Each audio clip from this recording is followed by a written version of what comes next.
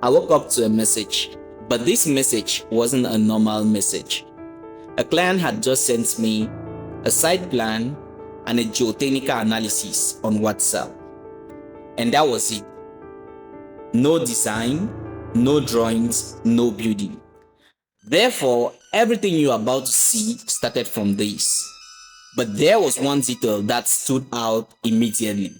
The soil bearing capacity, which was 1.54 bar, and the plot size. And that changes everything.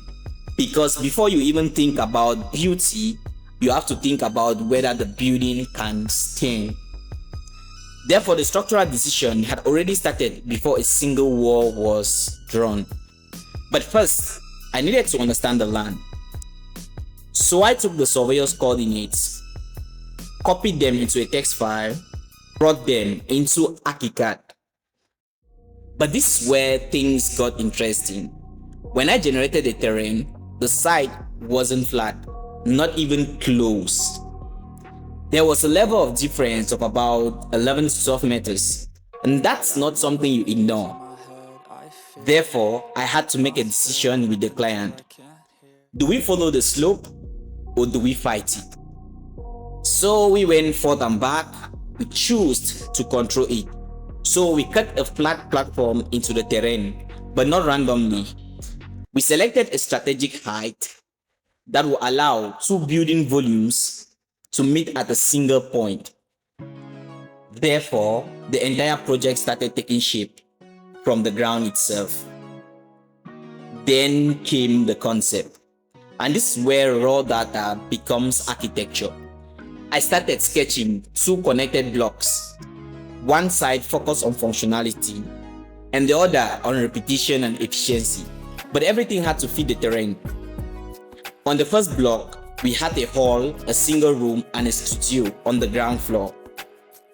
But above that, we had two studios and a single room. Therefore, this side became compact and practical. The second block was different. On the ground floor, we had a parking and an apartment. But as we moved up, a studio and an apartment. And that pattern repeated. Therefore, the site became scalable and investment focused. But design is never one-sided. So I went forth and back with the client, adjusting, refining, improving, until we reached something that worked, and he said, "This is it." But the concept is not a project. Therefore, I moved into full development. I built the floor plans, the sections, elevation, plumbing, electrical, and everything. Then I pushed it into 3D, but not just for visualization, for validation, to see if everything actually made sense in space. And this is where it gets interesting. I took the model, exported the images, and ran them through AI rendering. And this is what we got. Oh yeah. From nothing to this. I arranged the plans, cleaned the layout, organized the sheets, and presented the full architectural documentation. Because a good design must also be readable. But we are not done, because this building still has to stand. So I moved into structural design, where I came out with a proposed formwork plan and a foundation plan. Using Autodesk Robot, I defined the units, set the codes, established project height, and built the structural grid. Then came the skeleton, columns, beams, slabs, all placed carefully. Then I applied the loads and ran the analysis, because this is where assumptions get tested. For the columns, we finally ended with sections of 20 by 30 centimeters with reinforcement of 6 by 12 at the ground floor, but adjustments were made as we moved up. For the beams, we had different sections. For the foundation, we had 20 by 30. For the formwork, we had 20 by 40, and other special sections like 20 by 50. Different reinforcements based on the span and the load.